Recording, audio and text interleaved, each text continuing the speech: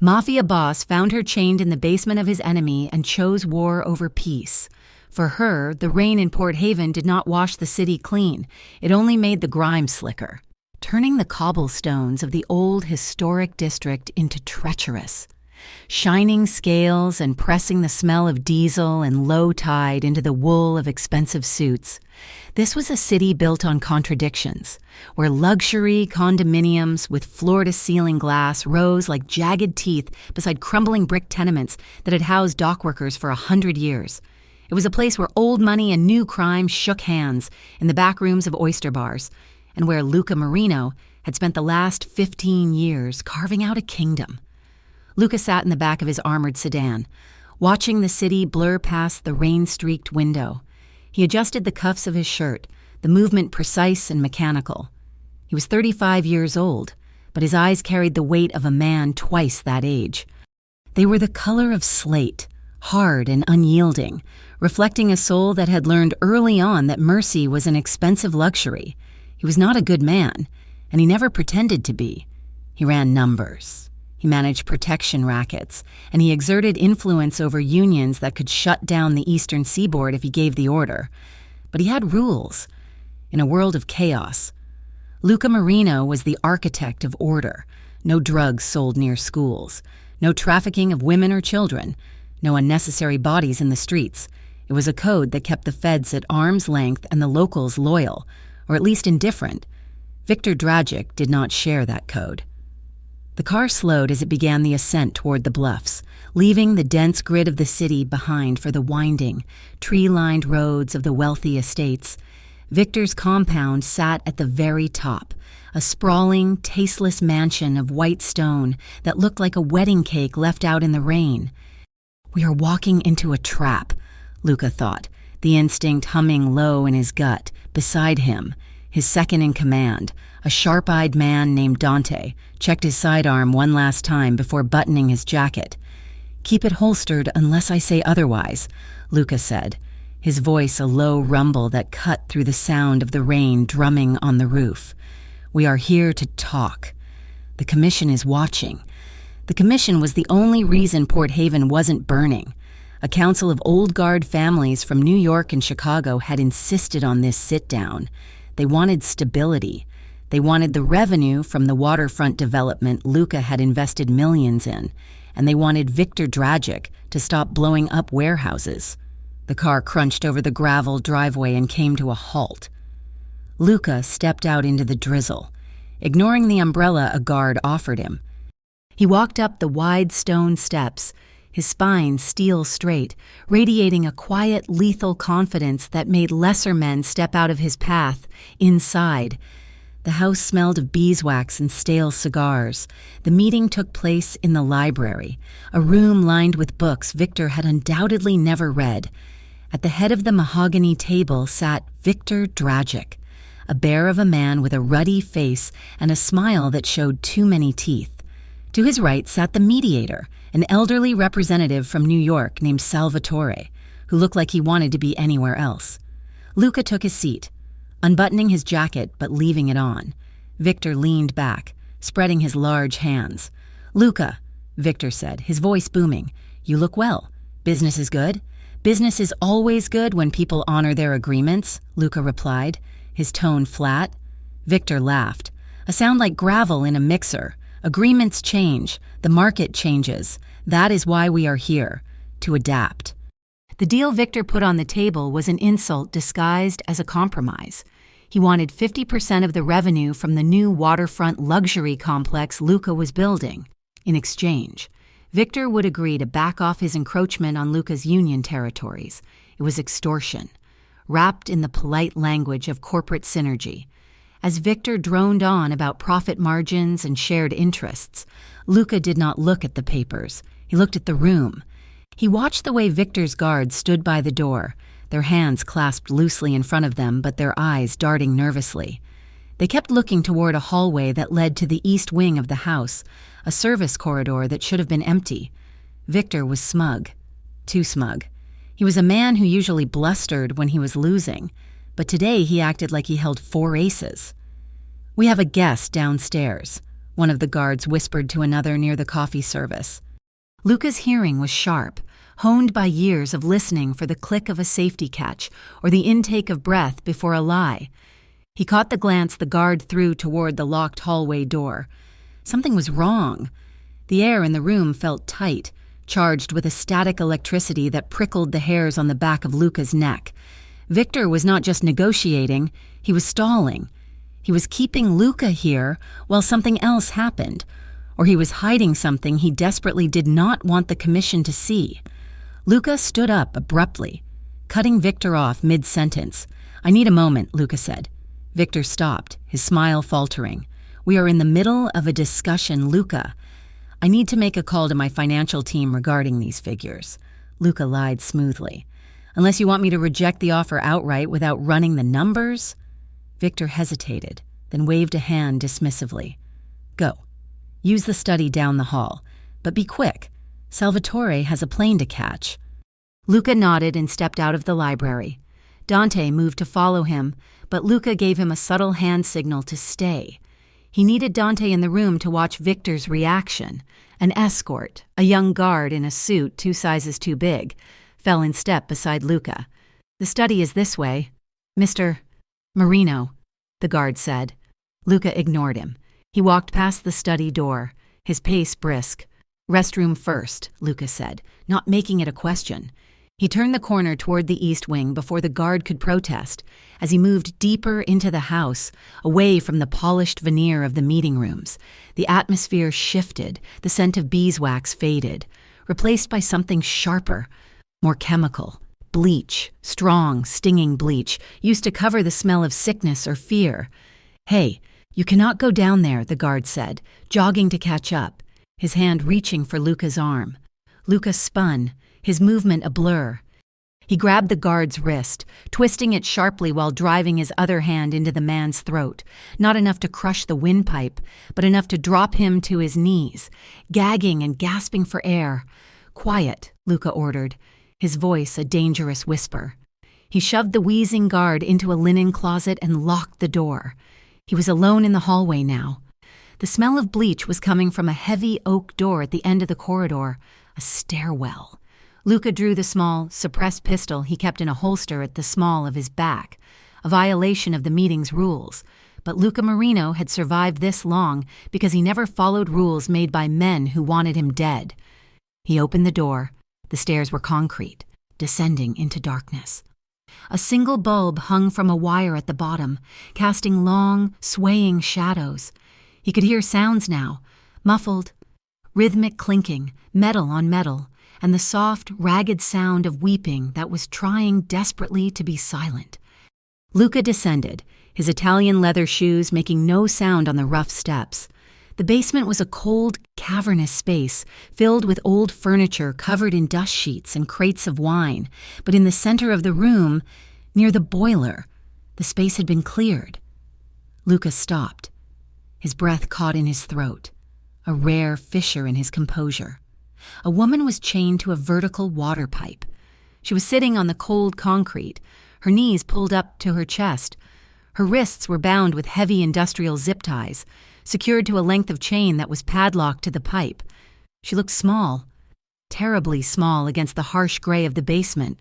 Her blouse was torn at the shoulder, revealing skin that was mottled with purpling bruises. Her face was swollen on one side, her lips split and dried with blood. She looked up as he stepped into the light. Luca expected to see terror. He expected begging. He had seen victims before, broken by men like Victor. But the eyes that met his were not broken. They were hazel, flecked with gold, and they were burning with a ferocity that startled him. There was fear there. Yes, but beneath it was a rage so pure it felt like heat radiating across the room. She did not cower. She glared at him, lifting her chin despite the pain it must have caused her. "Who are you?" she rasped. Her voice was hoarse, damaged from screaming or thirst. Luca holstered his weapon, holding his hands up slightly to show he was not attacking. He took a step closer, and she flinched, pressing her back against the pipe, but her eyes never left his face. "I am not with him," Luca said quietly. She let out a harsh, broken laugh. "You are in his house. You are wearing a suit that costs more than my car. You're exactly like him." "No," Luca said. "I am something else." "What is your name?" She hesitated, assessing him. She was an accountant. He would learn later, a woman of logic and numbers. She was calculating the odds of her survival right now. "Emma," she said. "Emma Cole." "Emma," Luca repeated. The name felt strange on his tongue. Too soft for this concrete hell. "Why are you here?" She shifted, wincing as the chain pulled tight. "I found the money," she said, the words spilling out in a rush of defiance. "The charities, the Veterans Relief Fund, the Port Haven Youth Initiative, they are all shells. He's washing money through them, millions of dollars. I tried to go to the police, but the police are on his payroll." Luca finished for her. His jaw tightened until the muscle feathered. She nodded. "They grabbed me 2 days ago. He wants me to unlock the encrypted files. He wants me to erase the trail before the federal audit next month." Luca stared at her. She was a civilian. A civilian who had tried to do the right thing in a city where doing the right thing was a capital offense. Victor had kidnapped a woman, beaten her, and chained her like a dog because she was good at math and had a conscience. It wasn't just brutality. It was a violation of the fragile ecosystem Luca maintained. If the feds found a dead civilian accountant in a mob boss's basement, the heat would burn down the entire underworld of Port Haven. Victor was reckless. He was dangerous. And looking at Emma, shivering but defiant in the dirt, Luca felt something ancient and violent wake up inside him. It was a possessive instinct, dark and immediate. She did not belong here. She did not belong to Victor. He heard the heavy thud of footsteps on the floorboards above. The meeting was ending. Or they had found the guard in the closet. Luca made a choice. It was not a rational choice. It was a choice that would cost him millions of dollars, destroy the truce, and plunge the city into a bloodbath. It was the kind of choice he mocked other men for making. He crossed the distance between them in 2 long strides. Emma flinched again, squeezing her eyes shut as if expecting a blow. Instead, she felt the snap of metal. Luca used a lockpick from his belt, his hands working with terrifying speed. The padlock clicked open. He sliced the zip ties with a small pocket knife. His movements so controlled he did not even graze her skin. "Open your eyes, Emma," he commanded softly. She looked up, bewildered, rubbing her raw wrists. "Stand up," he said. "You're letting me go?" she asked, her voice trembling with disbelief. "No," Luca said. He took off his suit jacket. The silk lining was warm from his body. He draped it around her shoulders, pulling it tight to cover her torn clothes. The scent of him, expensive cologne, rain, and gun oil enveloped her. "I am not letting you go," he said, his gray eyes locking onto hers. "You are leaving with me, but that man, Victor, he is a dead man walking," Luca said. "He just does not know it yet." "Can you walk?" Emma nodded, though her legs shook as she stood. She leaned against the pipe for support. Luca did not ask for permission. He reached out and wrapped an arm around her waist, supporting her weight against his side. She was stiff, her body rigid with mistrust, but she did not pull away. "We move fast," Luca told her. "Do not stop. Do not look back. If I tell you to get down, you drop to the floor instantly. Do you understand?" "Yes," she whispered. He led her toward the stairs. They were halfway up when the door at the top swung open. A guard stood there, silhouetted by the hallway light. It was not the one Luca had locked in the closet. It was a larger man, one of Victor's personal enforcers. "Hey," the man shouted, reaching for the radio on his belt. Luca did not hesitate. He shoved Emma behind him, shielding her body with his own. As the guard fumbled for his weapon, Luca surged up the last 3 steps. It was an explosion of violence. Luca grabbed the man's radio hand, crushing the fingers against the device, then drove his elbow into the man's temple. The guard grunted and swung a heavy fist, catching Luca on the shoulder. Luca didn't even flinch. He grabbed the man's head with both hands and drove his knee upward into the man's face. There was a sickening crack, and the guard crumpled to the floor, unconscious before he hit the ground. Emma let out a stifled cry, pressing herself into the rough concrete wall, her eyes wide with horror. She'd seen violence in movies, But this was different. This was quiet, efficient, and terrifyingly intimate. Luca stepped over the body, adjusting his cuffs as if he had just tripped over a rug. He looked back at her. "Come," he said. He grabbed her hand. His grip was firm, hot against her cold skin. He pulled her into the hallway. The alarm had not sounded yet, but the noise of the fight would have been heard. They ran. Emma stumbled, her legs weak from days of being chained, but Luca kept her upright, half carrying her as they navigated the corridors. He seemed to know exactly where he was going, moving with the predatory grace of a tiger in a maze. They burst out of a side door into the rain. The cool air hit Emma like a physical blow, shocking her senses. The gravel driveway was 50 yards away. Luca's car was idling there. Dante was standing by the car, looking anxious, when he saw Luca emerging from the bushes with a battered woman in an oversized suit jacket. His eyes widened. "Boss?" Dante asked. "Get the door!" Luca barked. Dante scrambled to open the rear door. Luca practically threw Emma into the back seat. "Go!" Luca shouted as he dove in beside her. As the driver slammed on the gas, the front doors of the mansion flew open. Victor Dragic stepped out onto the porch, flanked by 3 armed men. He saw the car peeling away, gravel spraying in high arcs. He saw Luca in the back window. "Marino!" Victor roared, his voice carrying over the storm. "You are dead! The truce is over!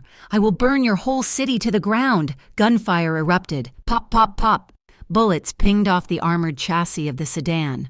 One struck the rear window, leaving a spiderweb of white cracks in the bulletproof glass right in front of Emma's face. She screamed, curling into a ball on the leather seat, covering her head with her arms. "Drive," Luca ordered, his voice calm but hard as iron. The driver swerved through the open iron gates, clipping the side of the stone archway, and roared onto the main road. The engine whined as they picked up speed, tearing down the winding hill, putting distance between them and the nightmare on the summit. Silence descended inside the car, heavy and suffocating. The only sounds were the rush of tires on wet pavement and Emma's ragged breathing. Luca looked at her. She was trembling violently, her hands clutching the lapels of his jacket so tightly her knuckles were white. She looked like a broken bird. He reached out, intending to check the bruise on her face, but stopped his hand inches from her skin. He realized what he must look like to her. He was not a savior. He was just another monster. One who had beaten a man unconscious and dragged her into a car while bullets flew. He withdrew his hand and sat back against the leather seat, staring straight ahead. "You are safe," he said, though the words felt inadequate. Emma turned her head slowly to look at him. Her eyes were wide, filled with a mixture of terror and confusion. She looked at the spiderweb crack in the window, then at the man sitting beside her in his crisp white shirt, now damp with rain. "Why?" she whispered. "Why did you do that?" Luca looked out the window at the passing city lights, blurring into streaks of gold and red. He thought about the deal he had just destroyed. He thought about the war that would start in the morning. He thought about the blood that would be spilled because he couldn't leave a stranger in a basement. "Because," Luca said, his voice low and final, "peace costs too much." He signaled the driver to take the back roads toward the docks. He did not take her to the hospital. He could not. She was a ghost now. If Victor knew she was alive, he would never stop hunting her, and if the police found her, they would hand her right back to him. Luca Marino had chosen war, and as he looked at the woman shivering beside him, he realized with a sinking feeling that he would do it again. The car sped into the darkness, carrying them both toward a future that was already burning. The safe house was located on the 4th floor of a brick building that had been converted from a textile mill into lofts. It sat on the edge of the industrial district, where the sound of the harbor cranes groaned through the night like dying leviathans. The apartment itself was stark, decorated in shades of charcoal and slate, with furniture that looked like it had never been sat on. It was a place for hiding, not for living. Luca guided Emma through the front door, his hand hovering near the small of her back without actually touching her. She was still wearing his suit jacket, which was now stained with mud and rain. swallowing her small frame. Underneath, her blouse was torn, and the bruises on her wrists were beginning to darken into ugly shades of violet and black. Inside, an older woman with iron-gray hair pulled back in a severe bun was waiting. She stood by the kitchen island, wiping her hands on a dish towel. This was Maria, the only person outside of his lieutenants that Luca trusted with his life. "I have prepared the guest room," Maria said, her eyes flicking briefly to Emma's battered face before softening. "The water is hot. There are clean clothes on the bed." Luca nodded to her and turned to Emma. "Go," he said, his voice low. "Wash the basement off you. Maria will help if you need it." Emma stood rooted to the spot near the door. She was shivering, but her chin was set in a line of stubborn refusal. She looked at the clean, sterile apartment, then at Maria, and finally back at Luca. "No," she said. Luca blinked, surprised by the sharpness of her tone.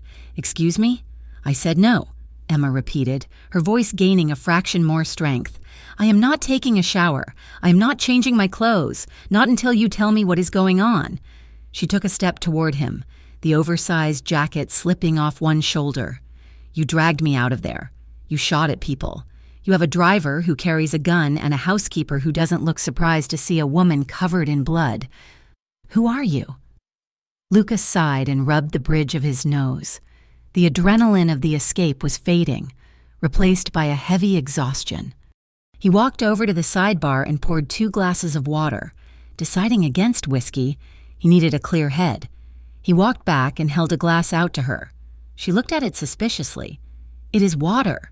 "Emma," he said dryly, "drink it. You are dehydrated."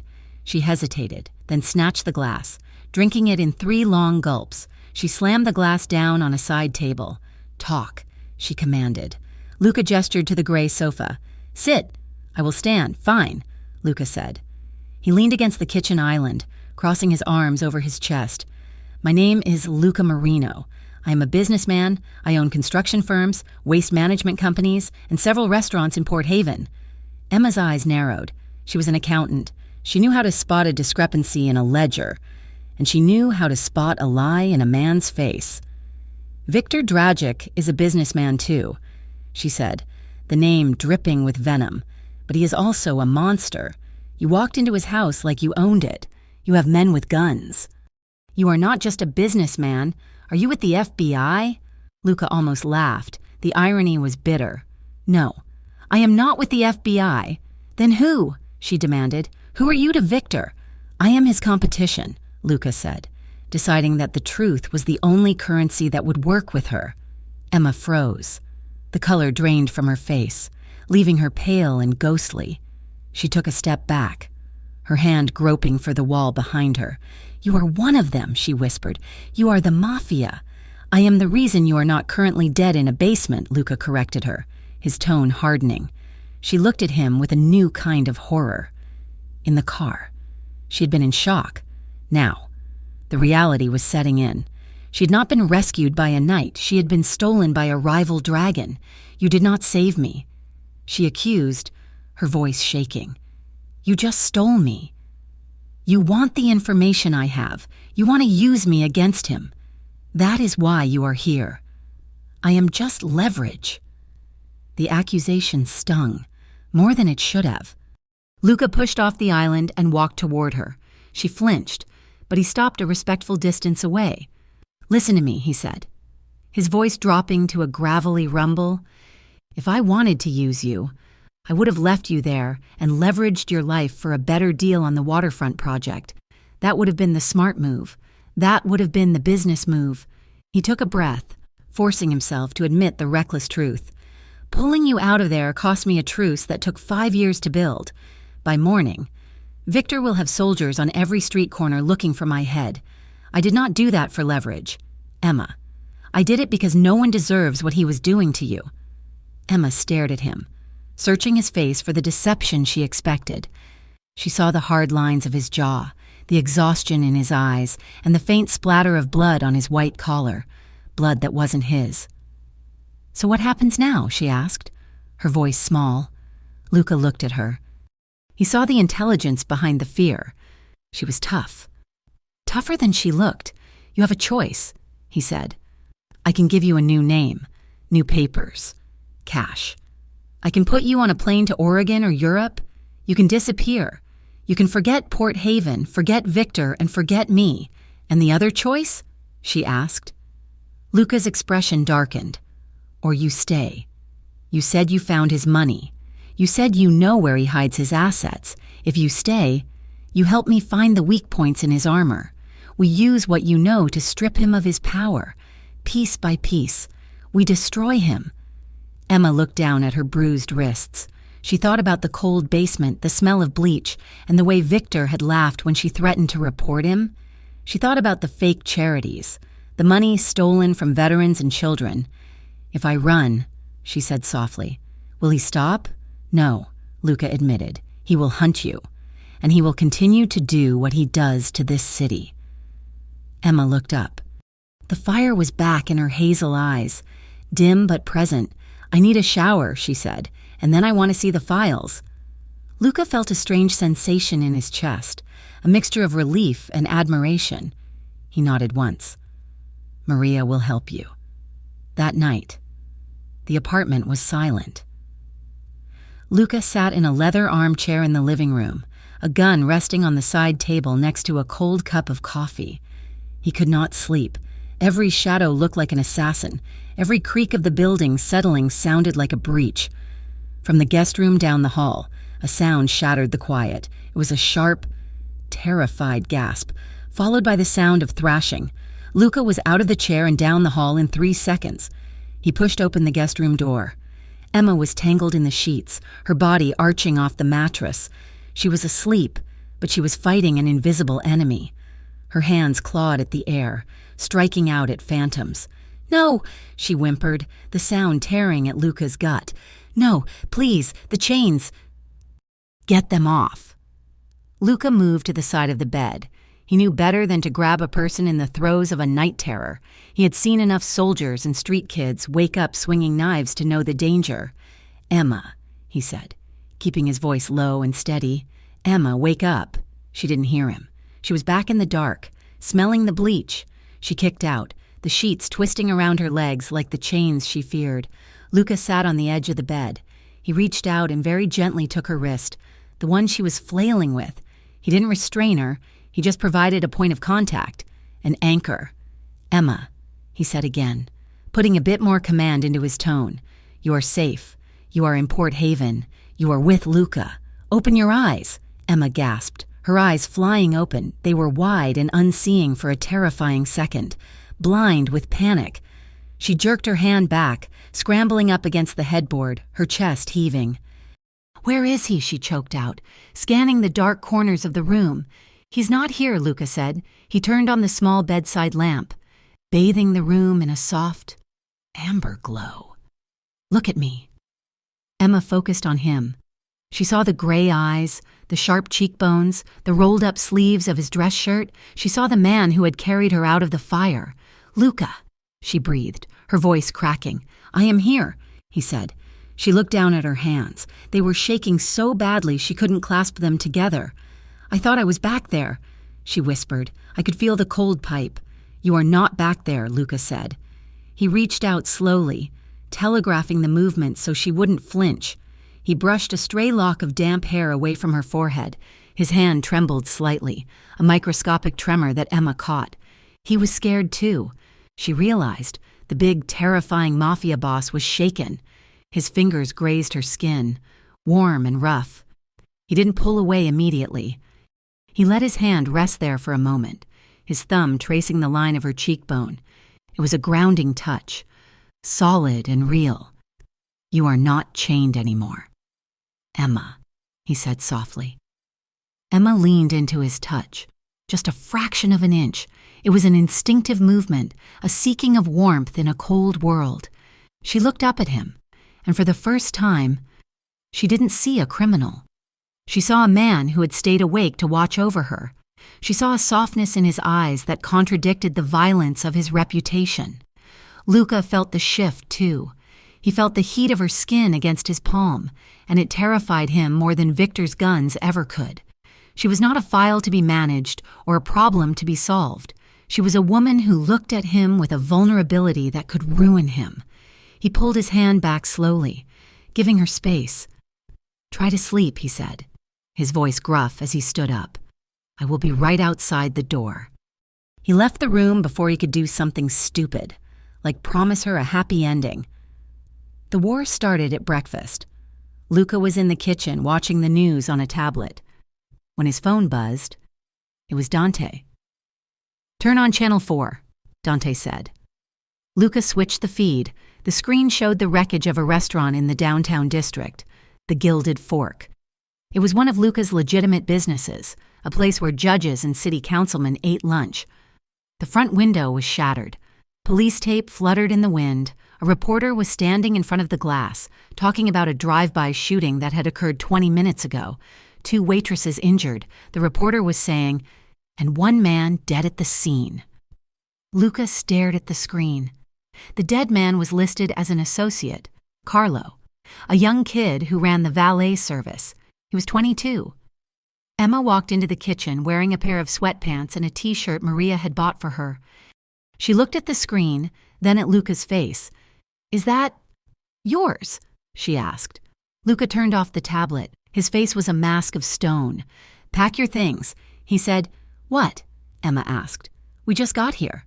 "It is not safe," Luca said. "Victor is not just looking for you. He is scorching the earth. He hit a civilian target. He is trying to draw me out, and he is trying to flush you out." He stood up, grabbing his jacket. "We are leaving in 10 minutes. Emma slammed her hand on the counter. "Stop ordering me around," she shouted. "I am not a package you can just ship from one warehouse to another. I have rights. You can die." Luca cut her off, his voice rising. "That is what you can do. You can die, and you can take my family with you. Victor killed a valet parker this morning just to send me a greeting card. Do you think he will hesitate to burn this building down with you inside it?" Emma fell silent. She looked at his hands, which were clenched into fists at his sides. She realized that his anger wasn't directed at her. It was fear. He was losing control, and he hated it. "Where are we going?" she asked quietly. "North," Luca said. "I have a place. Isolated, hard to find. The drive took 3 hours. They left the city behind, trading the gray skyline for the deep greens and browns of the mountains. The rain turned to sleet, and then to snow as they climbed in elevation. The cabin was a sprawling structure of timber and glass, sitting on the edge of a frozen lake. It was beautiful, but it was also a fortress. The windows were reinforced. The perimeter was monitored by cameras. Luca dismissed the driver. It would just be the 2 of them. He couldn't risk a larger entourage drawing attention. For 2 days, the silence of the woods was matched only by the silence between them. The cabin was large enough that they could avoid each other, but the isolation forced a strange, magnetic proximity.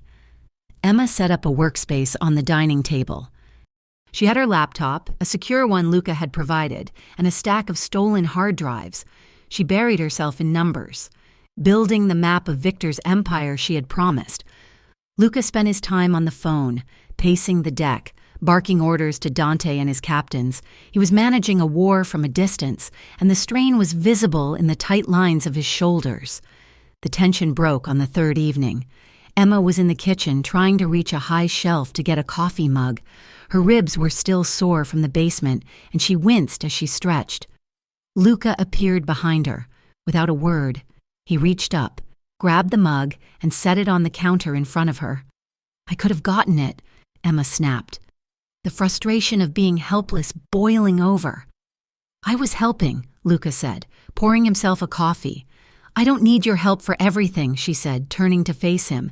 "You treat me like I'm made of glass. I lived on my own for 10 years. I took down a corporate embezzlement scheme in my old firm. I am capable." "You almost got your throat cut in a basement," Luca shot back. "Being good at math doesn't make you bulletproof." "Emma, you are here because I am keeping you here. I am here because I chose to stay," she yelled, "and stop acting like you are my jailer. You are supposed to be my partner in this. I am not your partner." Luca slammed his mug down, coffee sloshing over the rim. I am the man keeping you alive. Do not confuse the two." They glared at each other, breathing hard. The air between them crackled. It wasn't just anger. It was adrenaline, proximity, and the confusing, undeniable pull of two people who were the only things real in a world of danger. Emma took a step toward him, her chin high. "Then stop looking at me like you want to save me," she challenged. "And stop looking at me like that." "Like what?" Luca asked, his voice dropping to a dangerous whisper. "Like you want to know what I taste like," Emma said, the words hanging in the air like smoke. Luca stared at her. His gaze dropped to her mouth, then back to her eyes. He opened his mouth to speak, to deny it, to tell her she was crazy. Then the lights went out. The cabin plunged into absolute, suffocating darkness. Outside, the wind howled. A tree branch must have taken out the main line. Emma screamed. It was a short, sharp sound, cut off immediately, but the panic in it was raw. The darkness was heavy. It pressed against her eyes, bringing back the smell of the basement, the feel of the chains. She couldn't breathe. Her chest seized up. She spun around, disoriented, her hands grasping for the counter. But she couldn't find it. "Emma!" Luca's voice came from the void. No, she whimpered, sliding down to the floor, pulling her knees to her chest. "Not again, please, not again." A beam of light sliced through the black. Luca was there, holding a tactical flashlight. He didn't shine it in her face. He pointed it at the ceiling, diffusing the light so the room was bathed in a soft, eerie glow. He found her curled up by the refrigerator. He dropped to his knees, disregarding the hard floor. "Emma, look at me," he commanded, but his voice was gentle. He reached out and cupped her face in his hands. His palms were rough, warm, and incredibly steady. "You are at the lake," he said. "It is just a power outage. A tree fell. That is all." Emma was gasping, hyperventilating. She couldn't get air into her lungs. I can't see." He moved closer, invading her space until he was all she could sense. He leaned his forehead against hers, forcing her to focus on the physical connection. "Breathe with me," he whispered. "In, out." He took a deep, exaggerated breath. Emma tried to copy him. Her hands came up, clutching the front of his shirt, twisting the fabric in a death grip. "In, out. That is it," Luca encouraged. Slowly, her heart rate began to slow. The basement receded. She was back in the cabin. She was with Luca. She opened her eyes. In the dim reflected light of the flashlight, his face was inches from hers. She could see the flecks of silver in his irises. She could feel the warmth of his breath on her lips. They stayed like that for a long moment, suspended in the silence of the storm. Luca's thumb moved, brushing lightly over her lower lip. It was a mesmerizing, deliberate touch. Emma's breath hitched, but this time not from fear. She leaned into him, her body seeking his heat. She felt an overwhelming urge to close the tiny distance between them, to taste the safety he offered, to lose herself in the man who had come for her when no one else would. Luca's eyes darkened. He looked at her mouth with a hunger that was naked and terrifying. His hand tightened slightly on her neck, his fingers tangling in her hair. But then he froze. He saw the bruise on her cheek, the one Victor had put there. He remembered how she had flinched when he first touched her. She was vulnerable. She was scared. And he was the only thing standing between her and death. If he kissed her now, he wasn't sure he could ever let her go, and he wasn't sure if that was protection or possession. With a visible effort, he pulled back. He removed his hand from her face, though his fingers lingered on her skin for a heartbeat longer than necessary. "I will go check the generator," he said, his voice rough. He stood up, taking the light with him, but leaving a smaller battery-powered lantern on the floor beside her. "Stay here. You are safe." He walked away into the darkness of the hallway, leaving Emma sitting on the kitchen floor, her heart pounding against her ribs, her lips burning where he had almost kissed her. She wrapped her arms around herself, feeling the phantom warmth of his body, terrified by how much she wanted him to come back. The days at the cabin began to bleed into one another, marked not by hours but by the shifting gray light over the frozen lake. The storm had passed, leaving behind a silence so profound it felt heavy, pressing against the glass walls of the retreat like deep water. For the first 48 hours, Emma and Luca had moved around each other like ghosts, careful to keep the rooms between them. But slowly, the geography of their confinement shifted. Emma refused to remain a passenger in her own survival. She stopped waiting for Maria to cook or for Luca to tell her when to eat. She took over the kitchen, the sharp sound of a knife chopping vegetables becoming a rhythmic declaration of her autonomy. She washed her own clothes in the deep basin sink and dried them by the fire. She demanded the password to the secure laptop, and when Luca hesitated, she simply held out her hand until he surrendered it. She was reclaiming herself, piece by piece. Luca watched this transformation with a mixture of wariness and fascination. He spent his mornings on the deck, wrapped in a heavy coat, speaking in low, rapid Italian into a satellite phone, managing the chaos erupting back in Port Haven, but his eyes always drifted back through the glass, tracking her movements. On the fourth day, the dynamic broke. Emma was sitting at the heavy oak dining table, surrounded by stacks of printouts and the glowing screen of the laptop. She'd been working for 6 hours straight, her hair pulled back in a messy knot, a pencil tucked behind her ear. "I found it," she said, her voice cutting through the quiet hum of the refrigerator. Luca looked up from the armchair where he was cleaning a disassembled handgun. He set the slide down on the oilcloth and walked over to the table. "Found what?" he asked, leaning over her shoulder. "The heart," Emma said. She pointed to a column of figures on the screen. "Victor is smart, but he is arrogant.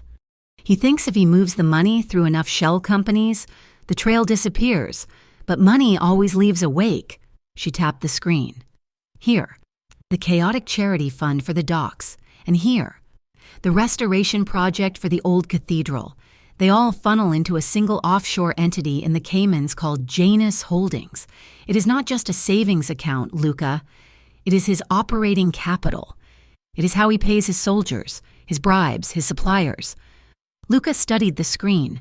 He understood the violence of the streets, but this was a different kind of warfare. "If we hit this, he will just move the money," Luca said. "No," Emma corrected him, looking up, her hazel eyes sharp with intensity. "We do not just hit it. We put a chokehold on it. I can write a script, a digital trigger. If I embed it in the transfer protocol, I can freeze Janus Holdings. The moment he tries to move a single cent, the account locks down." She took a breath, her voice steadying. "And I can link the freeze to an automatic data dump if the account locks, or if I do not enter a refresh code every 24 hours. The entire ledger gets emailed to the IRS, the FBI, and every major news outlet on the East Coast. It is a kill switch." Luca stared at her. He had brought her here to hide her, to keep her safe like a fragile thing. But the woman looking back at him was not fragile. She was weaponizing her mind against the man who had chained her. "You would be painting a target on your back even bigger than the one you have now," Luca said quietly. "It is already there," Emma countered. "At least this way. I am holding the gun." Luca looked at her for a long moment. He noticed the way she chewed her bottom lip when she was waiting for his approval, a nervous habit that softened the hard line of her determination. He noticed the way she pushed a loose strand of hair behind her ear, revealing a faint, jagged white scar near her temple, a relic of a childhood accident, perhaps, or something else. It was a small, intimate detail that made her painfully real to him. "Do it," Luca said. He walked back to his chair, but he found it hard to focus on the weapon in his hands. He was unsettled by how quickly she had adapted to his world, and even more unsettled by how much he liked seeing her in it. 2 nights later, the wind picked up again, rattling the window frames. Emma was on the sofa, reading a book she had found on the shelf, while Luca reviewed maps of the city. The silence was comfortable, almost domestic, until a low, mechanical rumble began to grow outside. It was a boat engine, a heavy diesel trawler moving across the lake, likely a local fisherman checking nets or a ranger patrol. But to Emma, the sound was a trigger. The rhythmic thrumming vibrated through the floorboards. In an instant, the warm cabin dissolved. She was back in the van that had taken her to Victor's estate. She was blindfolded, smelling gasoline and sweat, listening to that same deep engine growl while hands held her down. Her book fell to the floor with a thud. Emma gasped, her hands flying to her throat. She curled forward, her vision tunneling. The room began to spin. She couldn't breathe. The air felt thin, non-existent. "Make it stop," she whispered, her voice a broken rasp. "Please." Luca was there before the book had even stopped sliding across the rug. He didn't ask what was wrong, he knew. He had seen shell-shocked soldiers react to a car backfiring. He sat beside her on the sofa, his presence a solid wall against the panic. He didn't grab her. He just sat close, radiating heat. "It is just a boat." "Emma," he said, his voice a low rumble in his chest. "Just a fisherman. Listen to the pitch. It is moving away." Emma couldn't hear him over the roaring in her ears. She was shaking violently, her teeth chattering. He reached for the heavy wool blanket draped over the back of the couch and pulled it around her shoulders, tucking it in tight like a cocoon. "I am here," he said. "You are not in the van. You are not in the basement. Feel the couch. Feel the fire." She leaned into him, instinctively seeking the anchor. Her head dropped onto his shoulder, her forehead pressing against the rough fabric of his sweater. She could hear his heart beating beneath it, slow, steady, unyielding. It was the only rhythm in the world that made sense. Slowly, the sound of the boat faded into the distance. The roaring in her ears quieted to a dull hum. Emma let out a long, shuddering breath. She didn't pull away. She stayed there, pressed against his side, feeling the rise and fall of his chest. "I hate this," she whispered, her voice muffled against his shirt. "I hate that he makes me feel this weak." "You are not weak," Lucas said. His hand came up, resting tentatively on her shoulder, then sliding up to cradle the back of her neck. His fingers were warm, his touch possessive but gentle. "Survival is not weakness. Emma. It is the hardest thing there is." She lifted her head, tipping her face up to look at him. Her eyes were wet, the lashes clumped together, but the fear was receding, replaced by something else, something raw and searching. Luca looked down at her. He saw the pulse fluttering in her throat. He saw the way her lips parted slightly, searching for air. The distance between them was non-existent. The air in the cabin seemed to thicken, charged with the electricity of two people who had been circling each other for days. He shouldn't. He knew he shouldn't.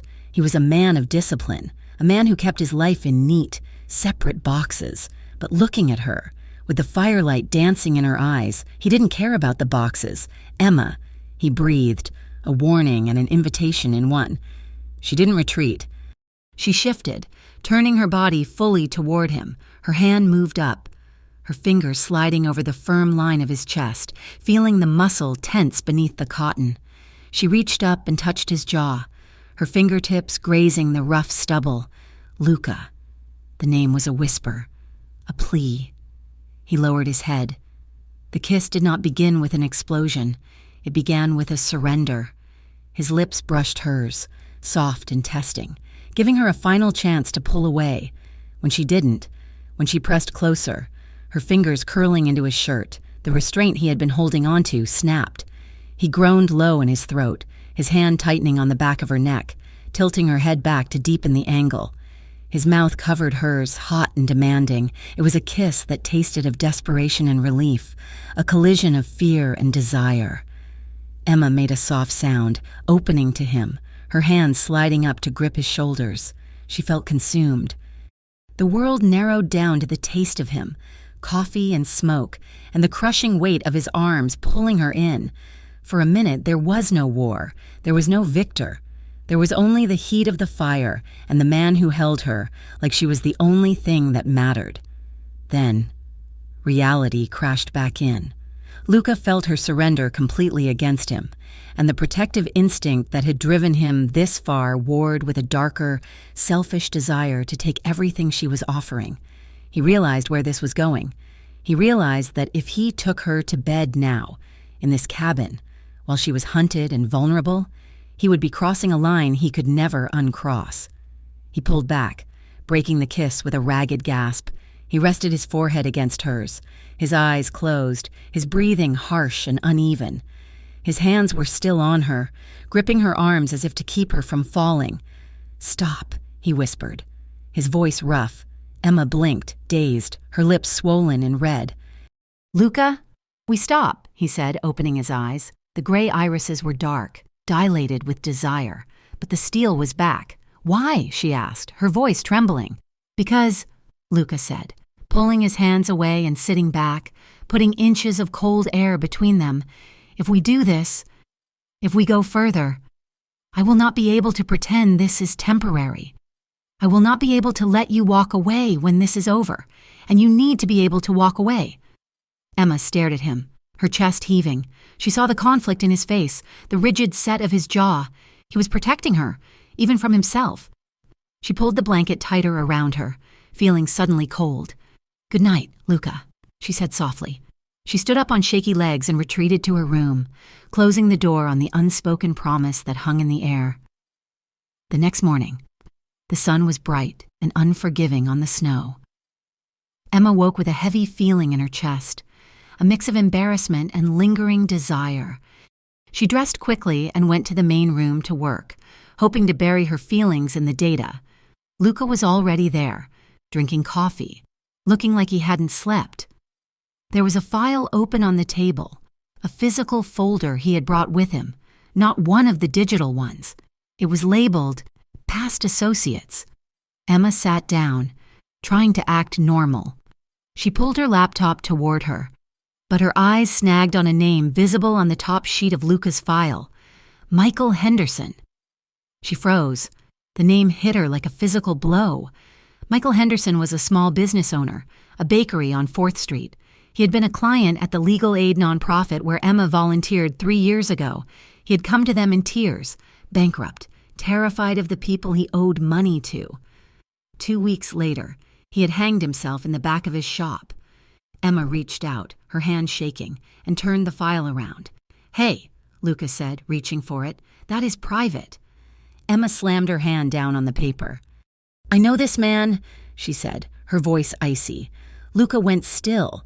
He looked at the photo of Henderson, then at Emma. "He was a client," Emma said, the words coming out tight and fast. "He came to us for help. He borrowed money to fix his ovens. The interest rates were illegal. He couldn't pay. They threatened his wife. He killed himself. Luca?" She looked up at him, her eyes burning with a sudden, horrifying realization. Who did he borrow from? Luca didn't look away. He didn't lie. He borrowed from a subsidiary of the Marino family, Luca said flatly.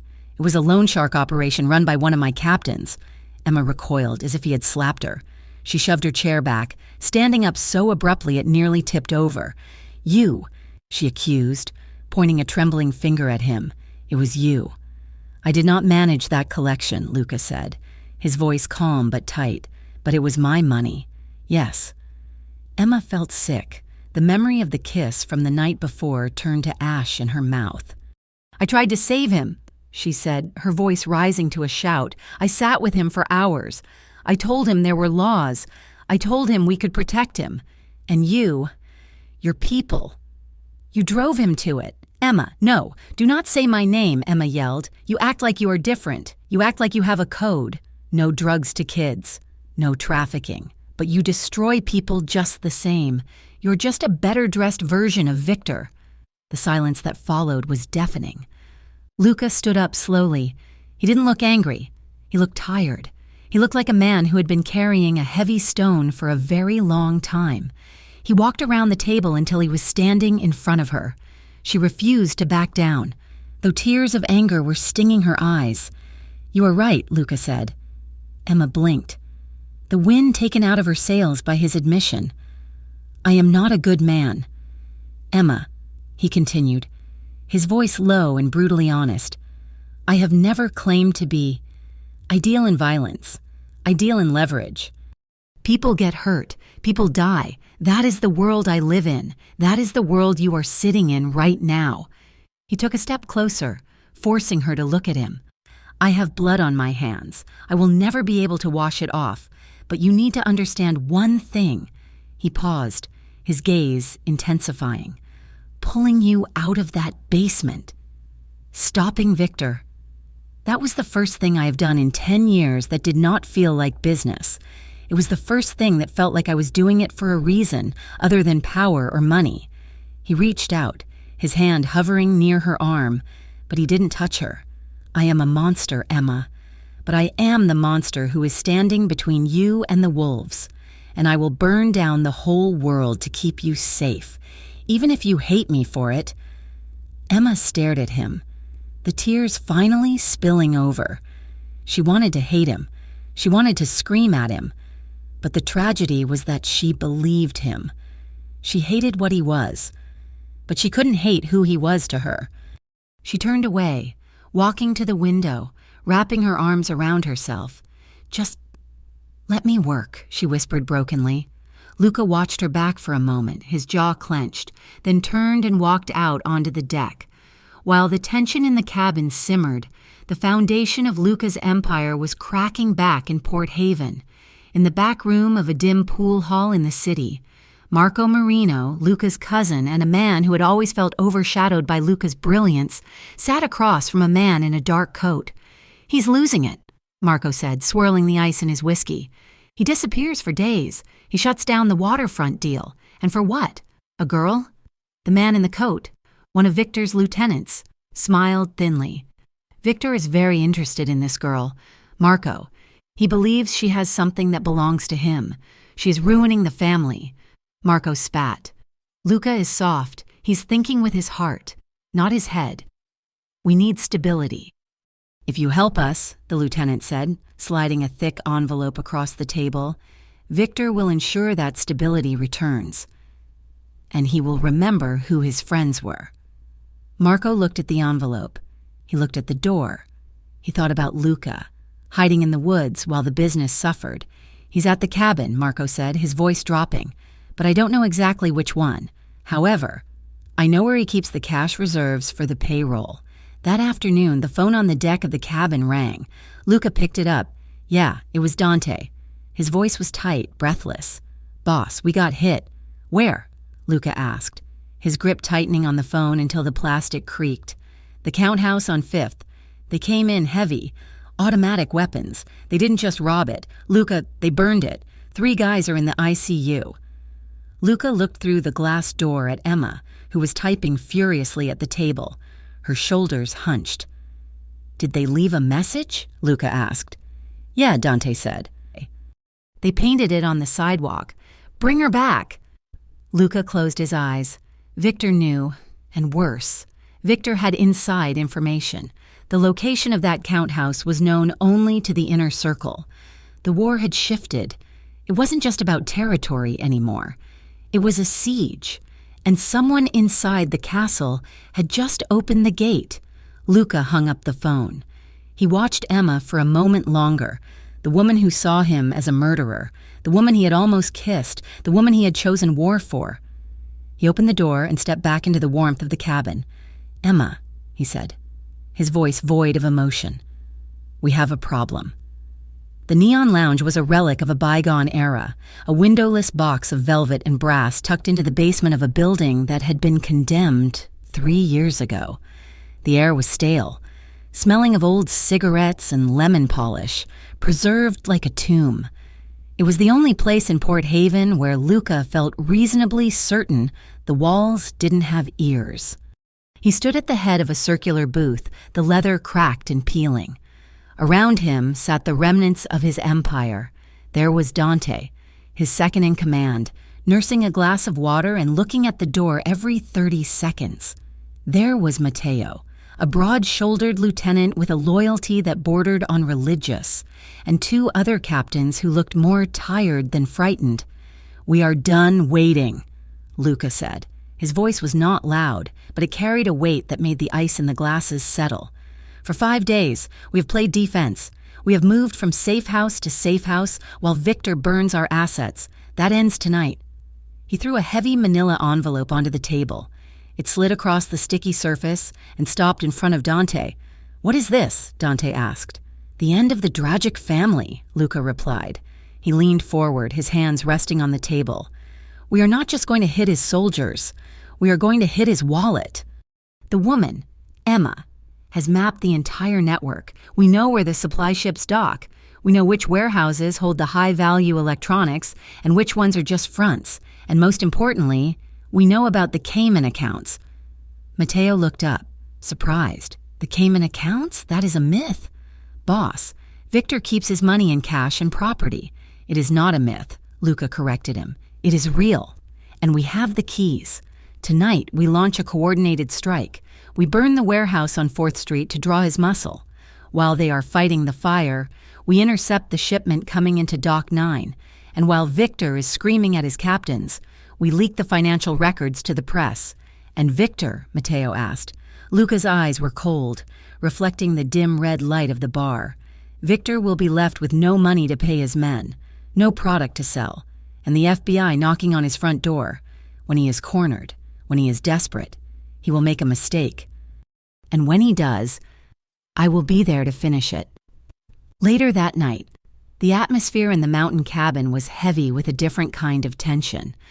The wind was howling off the lake, rattling the reinforced glass, but inside, the only sound was the clicking of keys.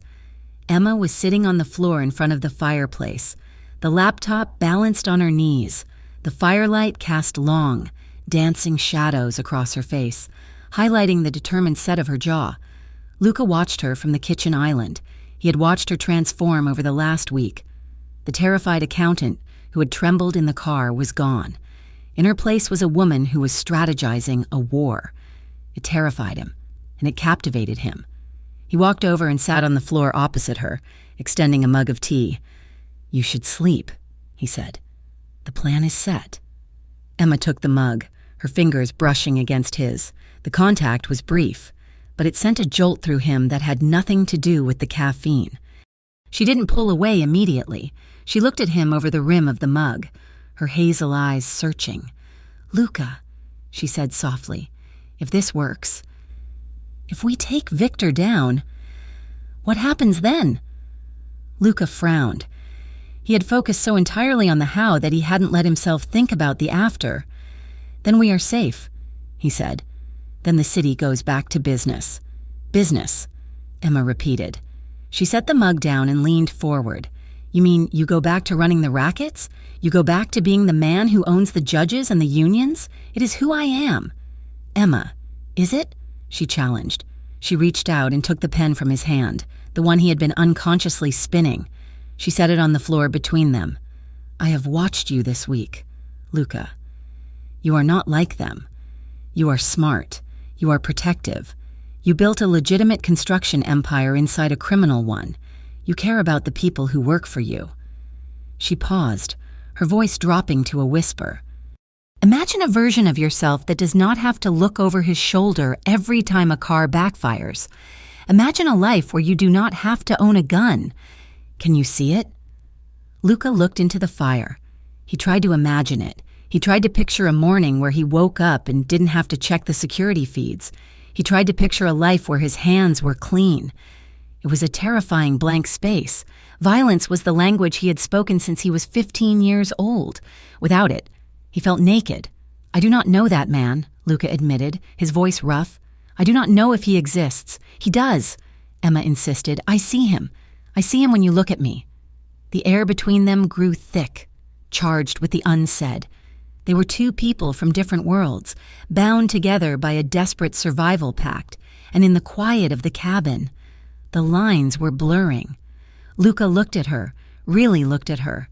He saw the way the firelight caught the stray hairs escaping her bun. He saw the strength in her shoulders. He realized, with a sudden, sinking feeling, that she was right. He didn't want to be the boss anymore. He just wanted to be the man who could sit by a fire with her and not worry about who was coming to kill them. He reached out, his hand covering hers on the floor.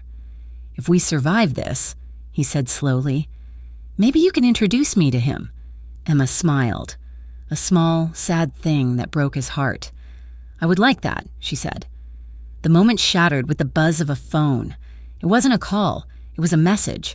Luca pulled the burner phone from his pocket. His blood turned to ice as he read the sender ID. It was from a number he didn't recognize, but the message was simple: "Watch." He opened the video file. Emma saw his face change. She saw the color drain away, leaving him gray and waxen. She saw the rage ignite in his eyes, a cold, dead fury that made him look like a stranger. "Luca?" she asked, scrambling to her knees. "What is it?" He didn't answer. He stared at the screen. The video was grainy, shot in a basement that looked disturbingly like the one where he had found Emma. In the center of the frame, tied to a wooden chair, was a young man. His face was swollen, one eye sealed shut, blood streaming from a cut on his forehead. It was Nico, his younger brother, the one who played guitar, the one who wanted to open a restaurant, the one Luca had kept out of the business, sheltered and safe. In the video, a masked man stepped forward and held a newspaper next to Nico's face to show the date. Then, he grabbed Nico's hair and yanked his head back. Nico groaned, a wet, pained sound. "Luca," Nico rasped, looking at the camera with his good eye. Don't give him anything. I'm sorry. The video cut to black. Luca let out a sound that was half roar, half sob. He stood up and hurled the phone across the room. It smashed against the stone fireplace, shattering into plastic shards. "I am going to kill him," Luca said. His voice was trembling, vibrating with an intensity that shook the room. "I am going to tear him apart with my bare hands." He turned toward the door, blindly reaching for his jacket and his holster. "Luca!" "Wait!" Emma shouted, scrambling up and grabbing his arm. He spun on her, his eyes wild. "That is my brother. That is Nico. He has nothing to do with this. He is a civilian. You cannot go," Emma screamed back, digging her heels in as he tried to pull away. "It is a trap. Do you not see it? He wants you to come. He wants you to lose your mind and run straight into his guns. If you go now, you die. And if you die, Nico dies too." Luca stopped. He was breathing hard, his chest heaving. He looked at Emma, but he wasn't seeing her, and he was seeing Nico in that chair. "He sent it to me." Luca choked out. "He has him, I know," Emma said, her voice softening but losing none of its urgency. "I know, and it is horrific.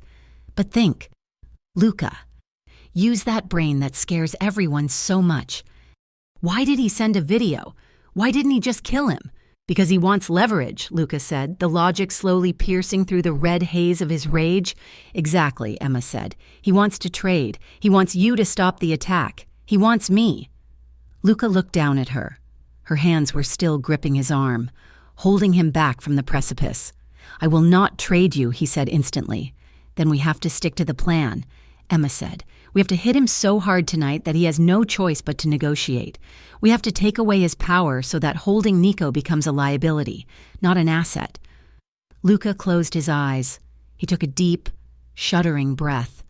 He felt like he was being torn in two, the brother who wanted to burn the world and the general who knew he had to win the war.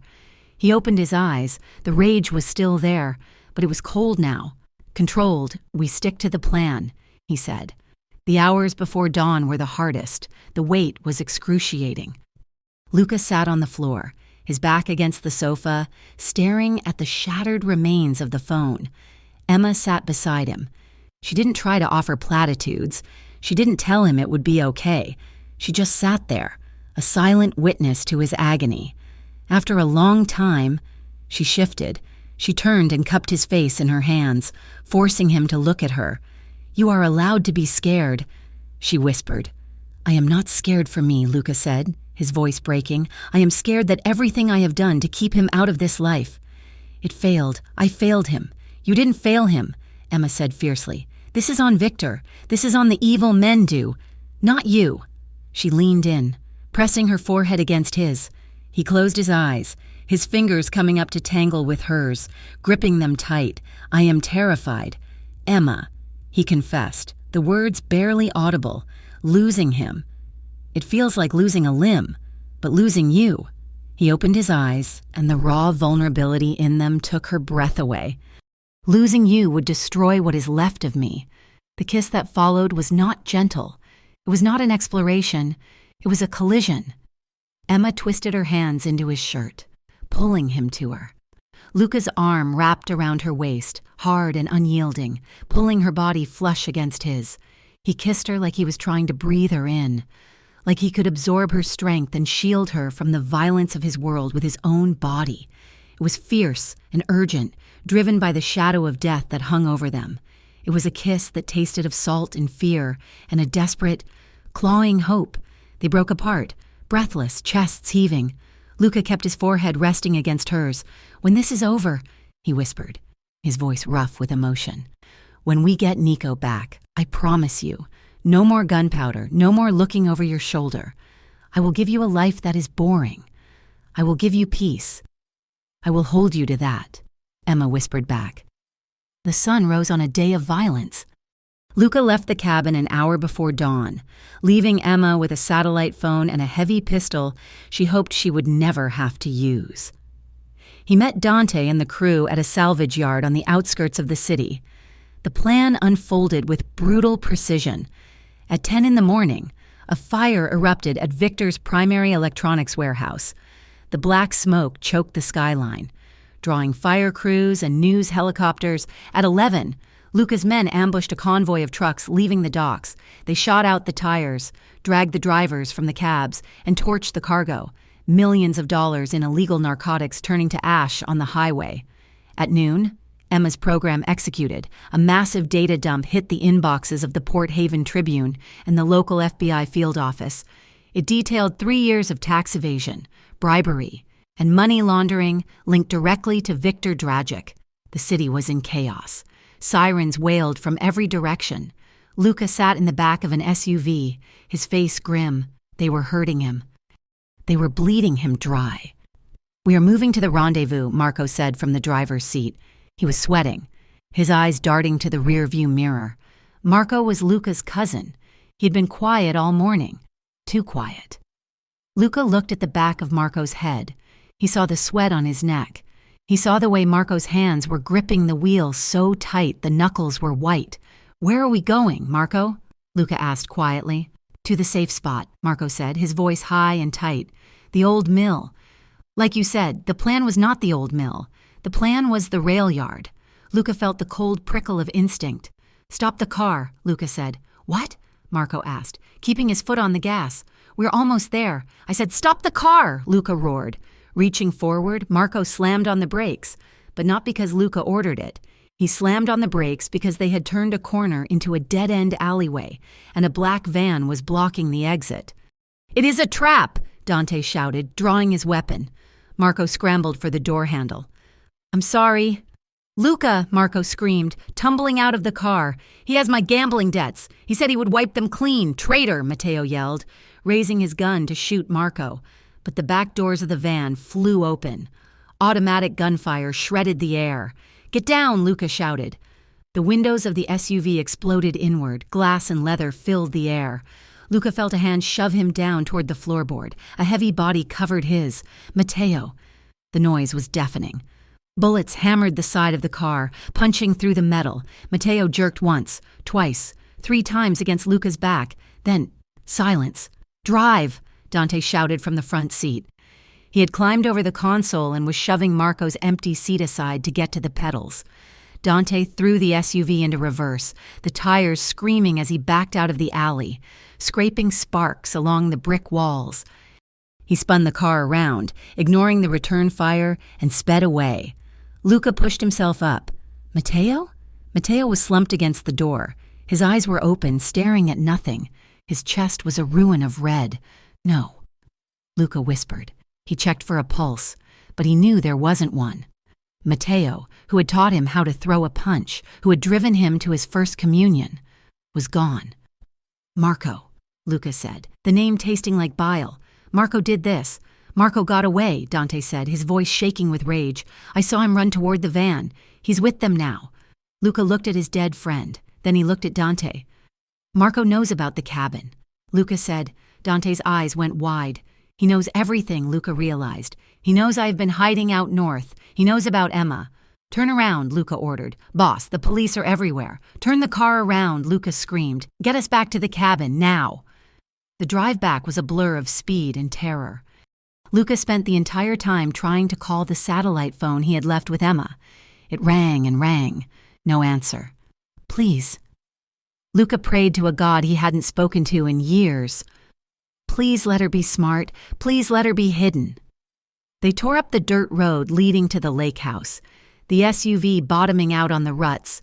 The sun was setting, casting long, bloody shadows across the snow. The cabin came into view. Luca's heart stopped.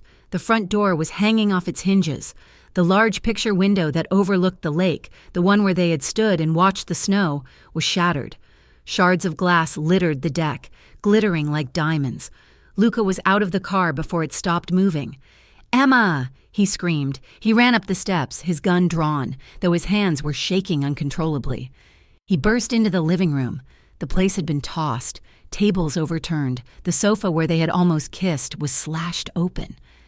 Papers, Emma's work, were scattered everywhere, fluttering in the cold wind blowing through the broken window. Luca scanned the room frantically. There was no body, but near the fireplace, on the hardwood floor, there was a pool of blood. It was fresh. And next to it lay the heavy pistol he had given her. It had been fired. The slide was locked back. She fought, Dante said, coming up behind him. Luca walked over to the blood. He dropped to his knees. He touched the red smear with his finger. Marco told them. Luca whispered. He told them right where to find her. He looked around the empty, broken room. The silence was absolute. The fire was dead. They had Nico. And now, they had Emma. Luca Marino knelt in the wreckage of his safe haven, the glass crunching under his knees. He had tried to be smart. He had tried to use leverage. He had tried to plan. But war did not care about plans. He stood up slowly. The grief for Matteo, the fear for Nico, the terror for Emma, it all coalesced into a singular, cold point of singularity in his chest. "Dante," Luca said. His voice was no longer human. It was the sound of a machine grinding into gear. "Yeah, boss? Call everyone. Call the families in New York. Call the mercenaries in Chicago. Call every shooter who owes us a favor." "We are going to war?" Dante asked.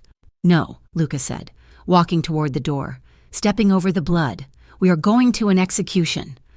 The wind off the lake cut through the shattered window of the cabin, carrying snowflakes that settled on the blood-stained hardwood floor. The silence that followed the violence was heavy, broken only by the crunch of glass under Luca's boots as he moved through the wreckage of the living room. He found her in the narrow crawl space beneath the pantry, a bolt hole he had shown her only once, half joking that it was where the original owners hid their moonshine. Emma was curled into a ball, clutching the heavy pistol he had given her with both hands.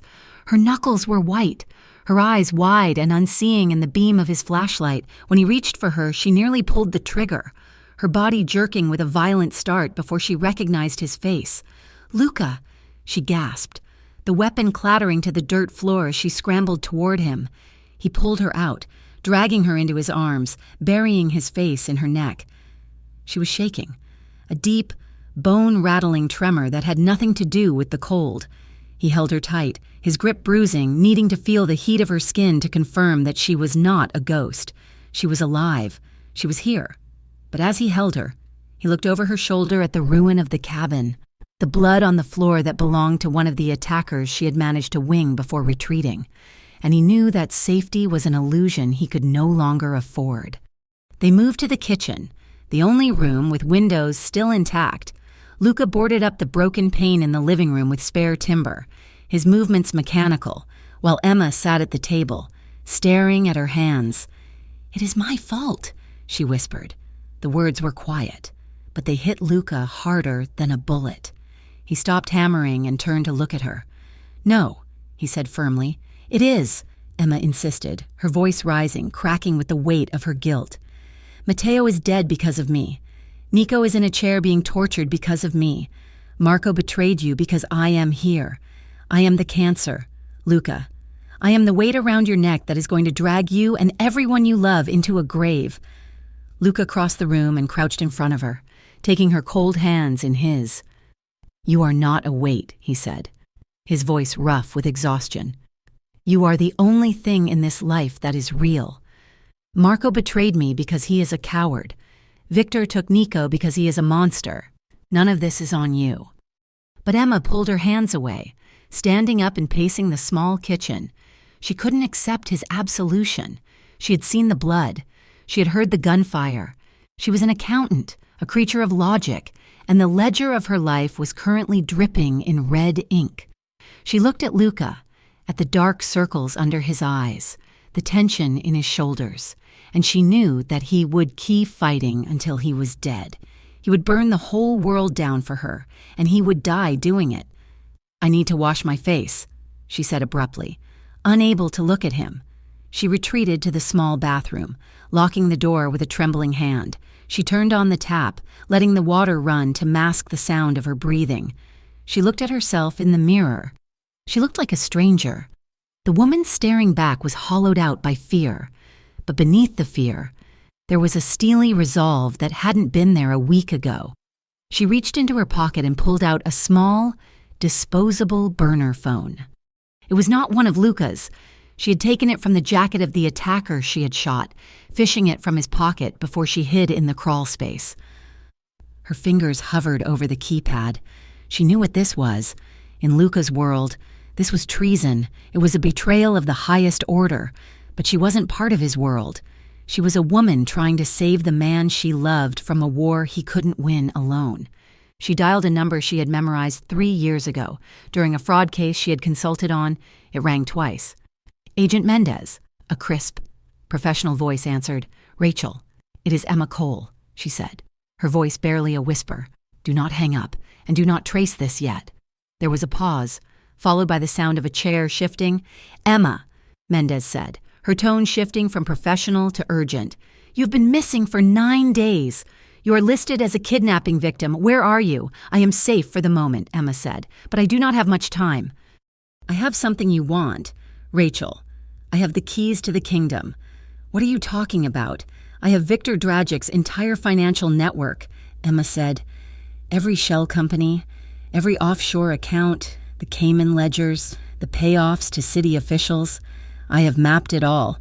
I can give you everything you need to bury him for the rest of his life." Mendez was silent for a beat. Emma could practically hear the agent's mind racing. "That is a lot of leverage." "Emma, and what do you want for it?" "I want protection," Emma said. "Not for me, for a hostage. Victor has a young man named Nico Marino. He's innocent. I want the FBI to prioritize his recovery. And I want immunity for the people around me who have been dragged into this." "You mean Luca Marino?" Mendez said, her voice cooling. "Emma, you are with him? He is a mob boss. He's a target of this investigation just as much as Dragic. He saved my life," Emma hissed. "He's the only reason I am breathing." "I will not give you Victor if it means you put Luca in a cage next to him," Mendez sighed. "I cannot guarantee immunity for a man with Marino's history."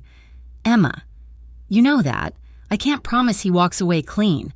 "Then I hang up," Emma said, her thumb hovering over the end button. "And the ledgers disappear." "Wait," Mendez said quickly. "Look, I can't promise immunity, but if he cooperates, if he helps us bring down the Dragic organization and the corruption in the Port Authority, there are precedents. We can talk about reduced sentencing. We can talk about witness protection programs. If he turns state's evidence, there is a path. It is narrow, but it is there." Emma closed her eyes. It wasn't a pardon, it was a gamble. But it was better than the death sentence Luca was currently writing for himself. "I will call you back," Emma said.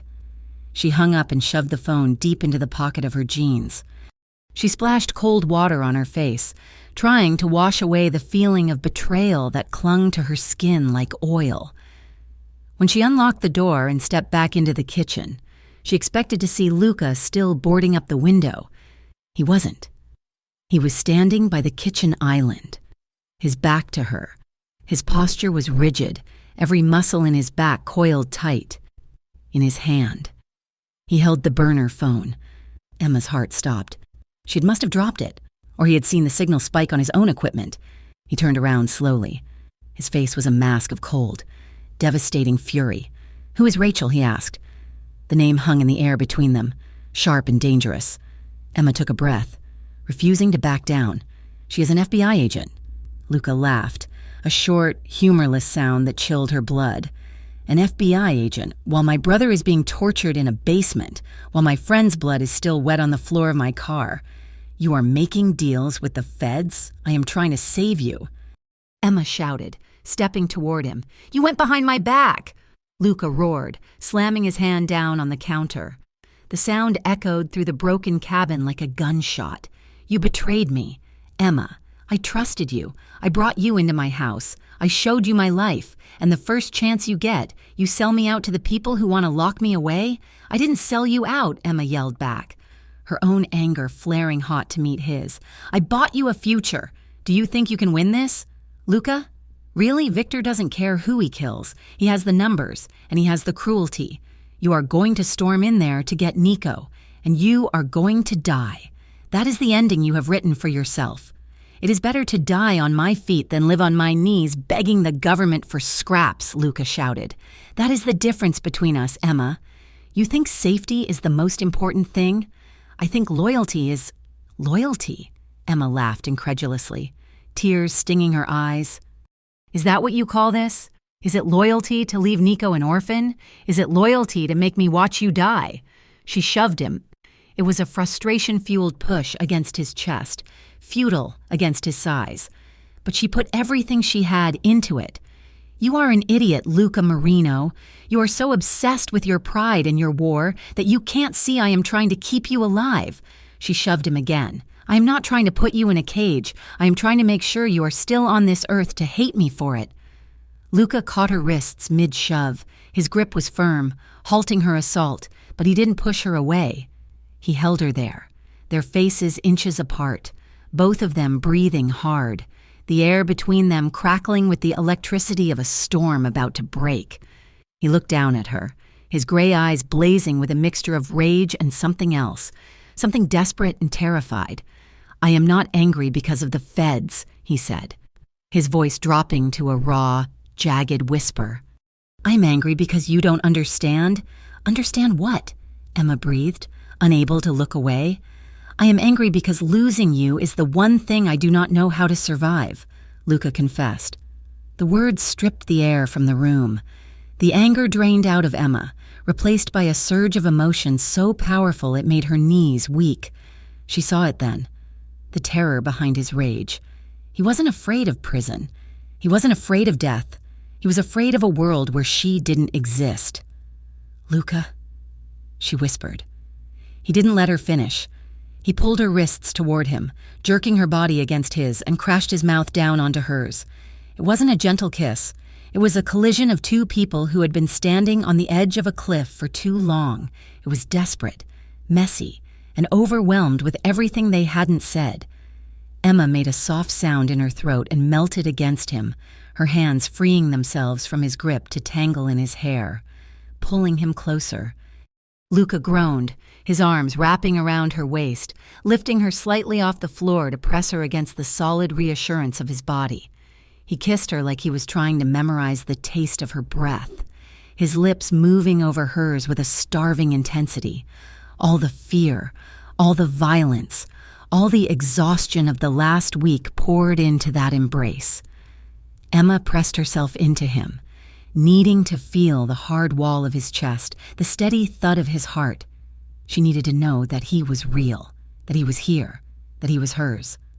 Her hand slid down his back, gripping his shirt, anchoring him to her as if the sheer force of their connection could keep the rest of the world at bay.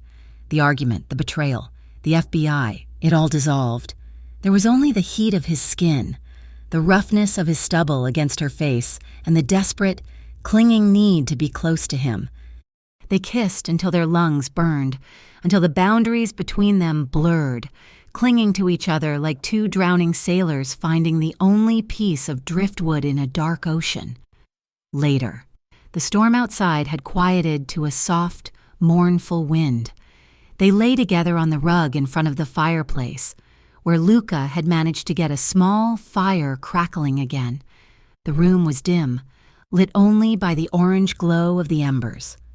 Emma was resting her head on Luca's chest, his arm wrapped protectively around her shoulders, his hand idly stroking her hair. Their breathing had returned to a slow, steady rhythm, but the air was still heavy with the shift that had happened between them.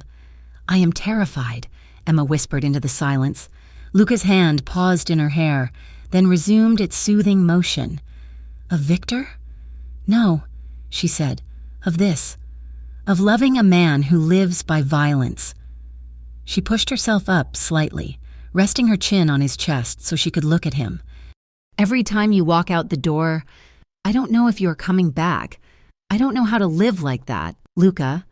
I want a life where the biggest problem is a tax audit or a leaky roof, not bulletproof vests and burner phones.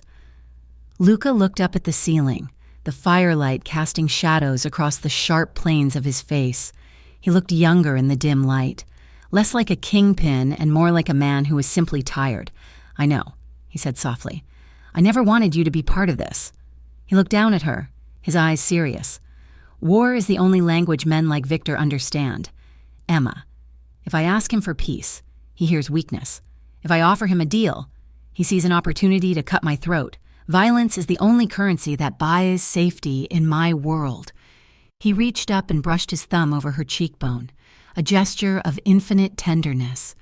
But for you, he whispered, for you, I would learn another language.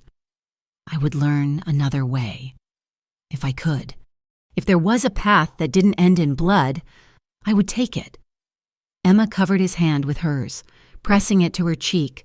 There is a path, she said. It is dangerous. It is terrifying. But it is the only one that gets us both out alive. Luca listened as she laid it out. She didn't hide the risks this time.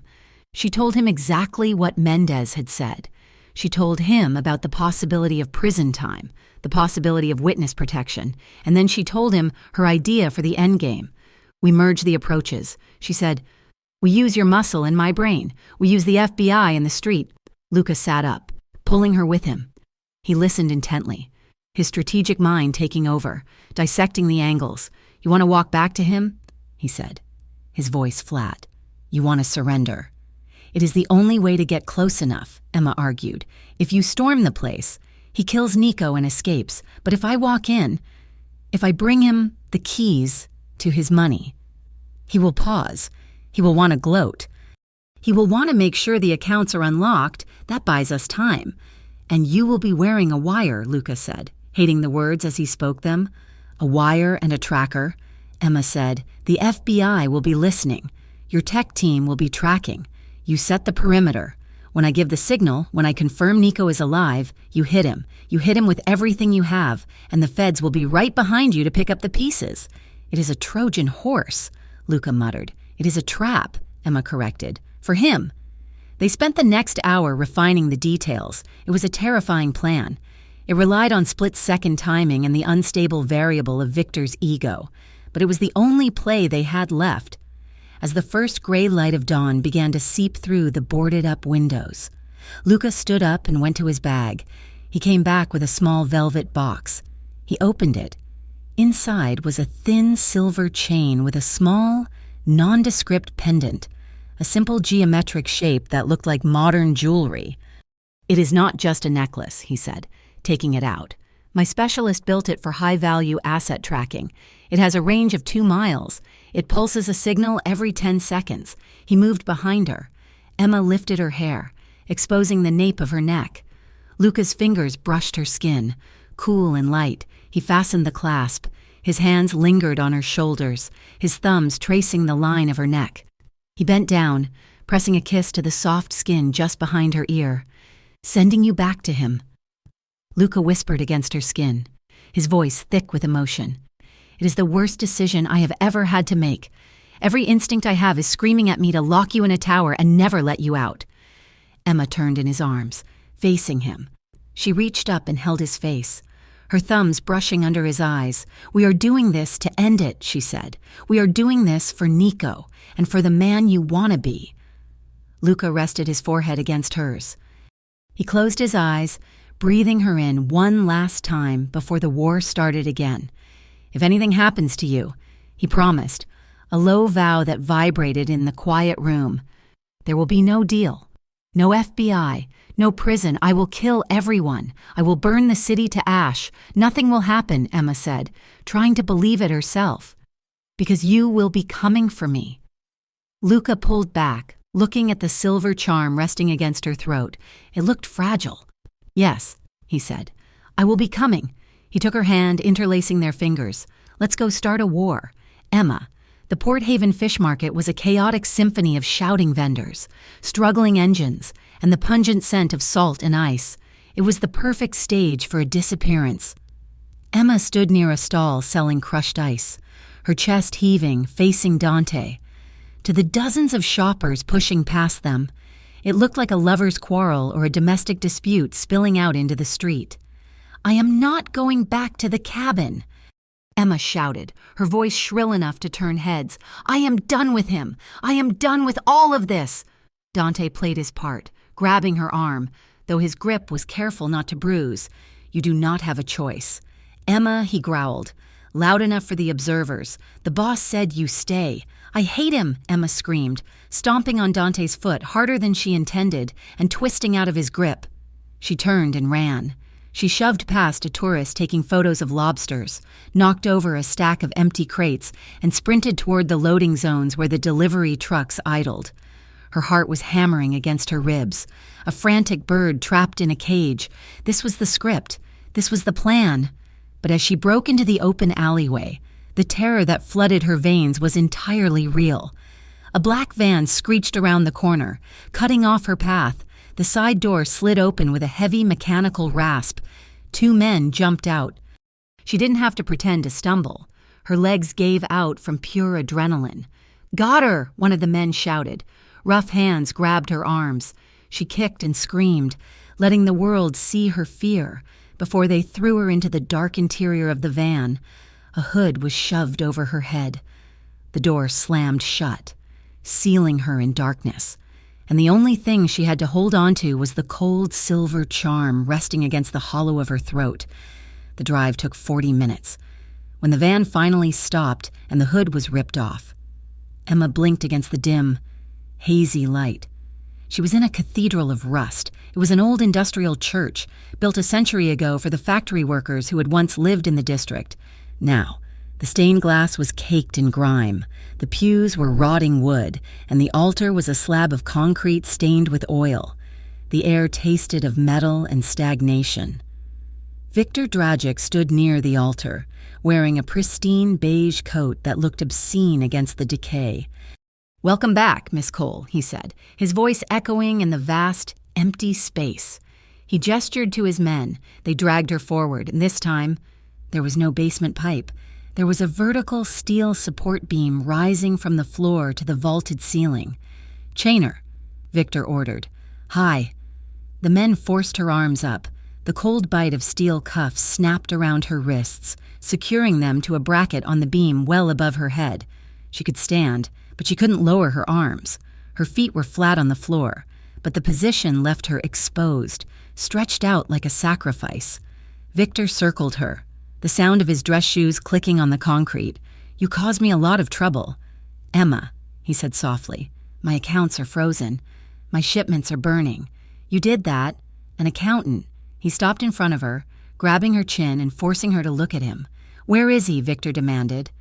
"I don't know," Emma stammered, letting her voice tremble. "We fought. I ran away. He's crazy. He wanted to attack the police station. I told him he was going to get us all killed."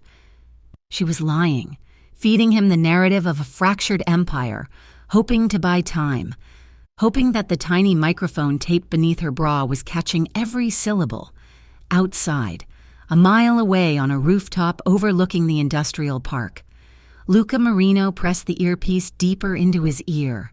He heard her voice. He heard the tremor in it, the fear she was trying to suppress. He heard the clinking of chains. His hand gripped the stone ledge of the roof until his knuckles turned white. His face was a mask of stone, but his eyes were burning with a cold, terrifying light. "Boss," Dante said, crouching beside him, "the mediator is here." A gray sedan had pulled up to the curb below. A man in a suit, a neutral party sent by the commission in New York, stepped out. He held a phone up, waiting for Luca to answer. Luca pulled his own phone from his pocket. "Speak," Luca said. "Marino," the mediator said, his voice tinny through the speaker. "I have spoken to Dragic. He knows you are out there. He offers terms. I am listening. He keeps the girl," the mediator said. "You walk away. You keep your territory. He releases your brother. Nico, unharmed, but the girl stays as insurance. If you accept, the war ends today. The commission guarantees your safety." Luca looked at the church. He thought about the peace he had promised Emma. He thought about the life without gunpowder. He thought about Nico, beaten and tied to a chair. But then he heard it again. The faint, metallic sound of the chain in his earpiece, and Emma's sharp intake of breath. "Tell Dragic," Luca said, his voice low and absolute, "that I decline." The mediator paused. "Luca, this is suicide. The commission will not support you." "Tell him," Luca continued, his voice rising, "that if he touches one more hair on her head, there will not be a corner of this city dark enough for him to hide in. I'm not coming for peace. I am coming for blood." He hung up. He looked at Dante. He looked at the remaining men of his crew, 10 loyal soldiers who had survived the purge. "We go now," Luca said, "but the FBI team is not in position yet," Dante warned. "Agent Mendez said 5 minutes. I do not have 5 minutes, Luca said, pulling the slide on his weapon. He signaled the breach. The assault began with a roar. An SUV from Luca's convoy rammed through the rusted chain-link fence of the churchyard, drawing fire from Victor's perimeter guards. At the same moment, sirens began to wail in the distance as Agent Mendez and the federal task force swarmed from the south, forcing Victor's men to split their attention. Inside the church, the noise was deafening. Dust rained down from the rafters as gunfire erupted outside. Victor cursed, spinning toward the heavy oak doors. "He is here," Victor snarled. He turned back to Emma, his eyes wild. He pulled a heavy revolver from his coat. "He wants you?" Victor shouted over the gunfire. "He can have you in pieces." He grabbed the chain binding Emma's wrists, jerking her away from the pole. She stumbled, crying out as her shoulders were wrenched.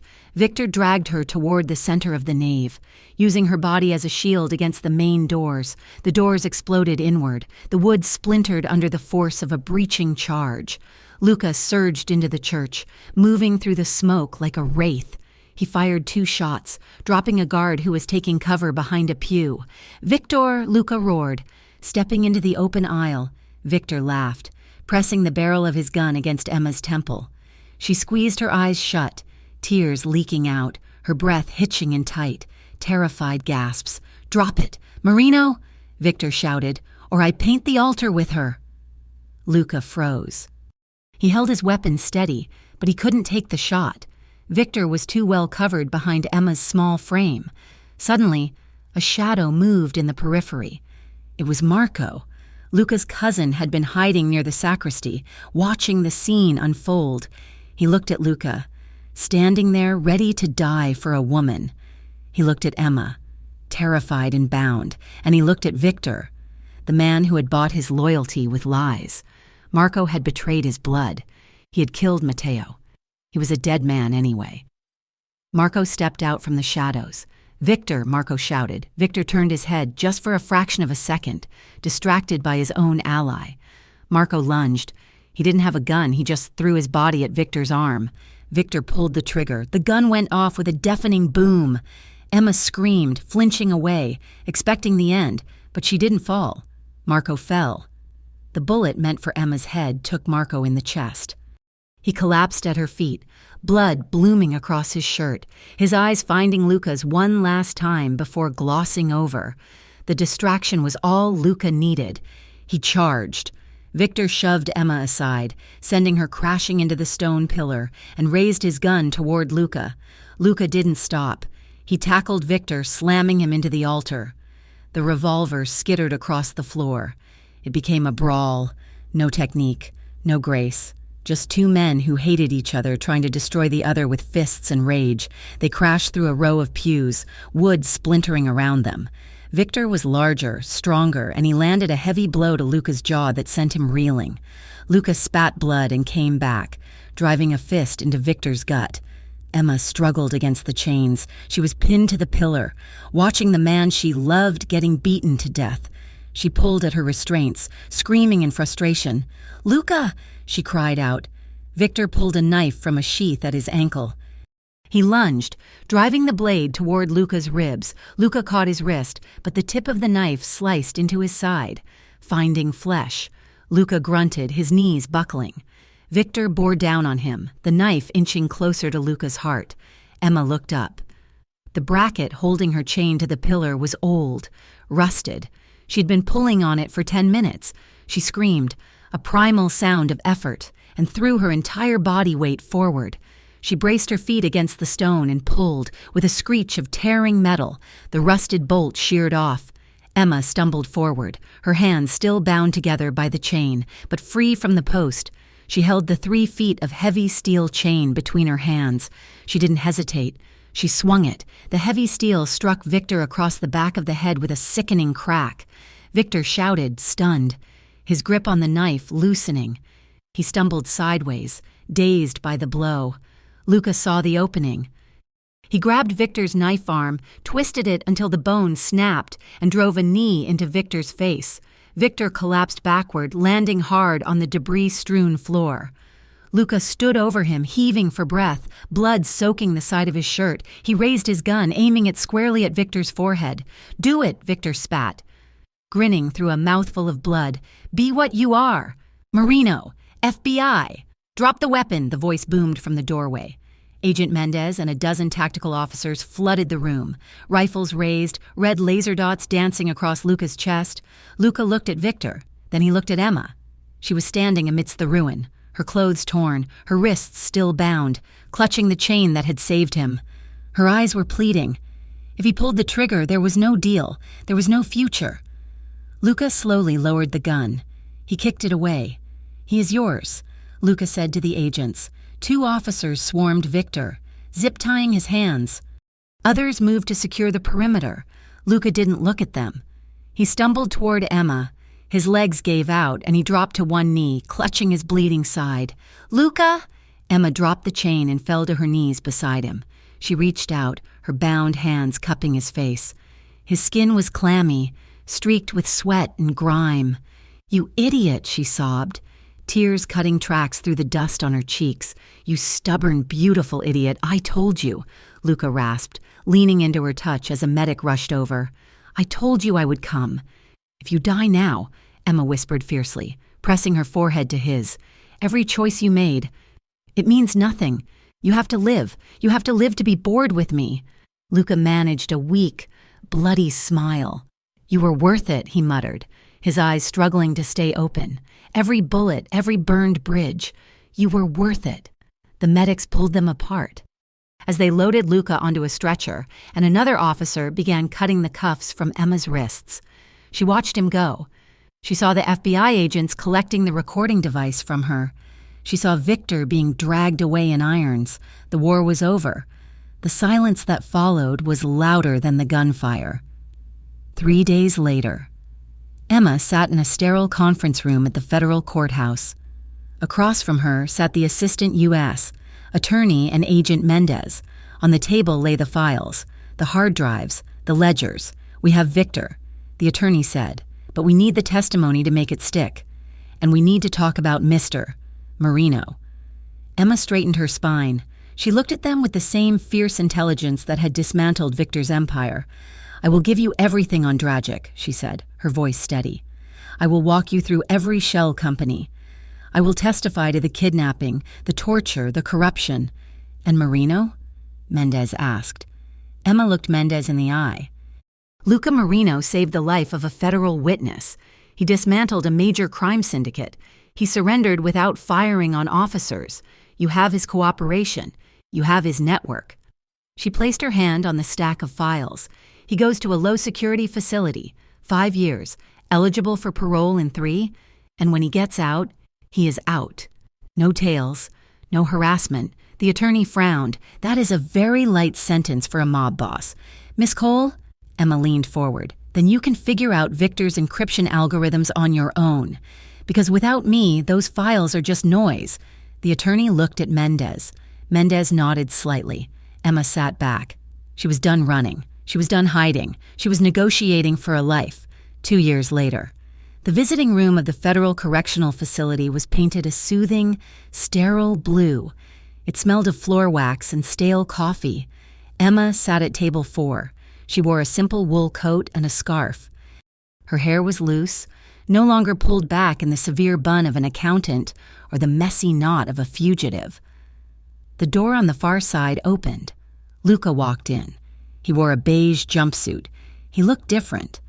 The hard edge of paranoia was gone from his eyes. His shoulders were looser. He had lost some of the bulk of a street fighter, but he looked healthy. He looked human. He sat down across from her. There were no chains, just the table and the thick glass partition that separated the inmates from the visitors. Though in this low-security wing, the contact rules were relaxed. "Hey," he said. His voice was the same low rumble that used to calm her panic attacks. "Hey," Emma said, smiling. She placed her hands on the table, palms flat. Luca placed his hands on the glass directly over hers, matching palm to palm, finger to finger. "How is Nico?" Luca asked. "He is good," Emma said. "The physical therapy is going well. He's looking at culinary schools. He wants to open that bistro we talked about. And the business? Your construction firm won the bid for the library renovation," Emma said, legitimately. "I checked the books myself." Luca smiled. It was a genuine smile, one that reached his eyes. "And you?" he asked.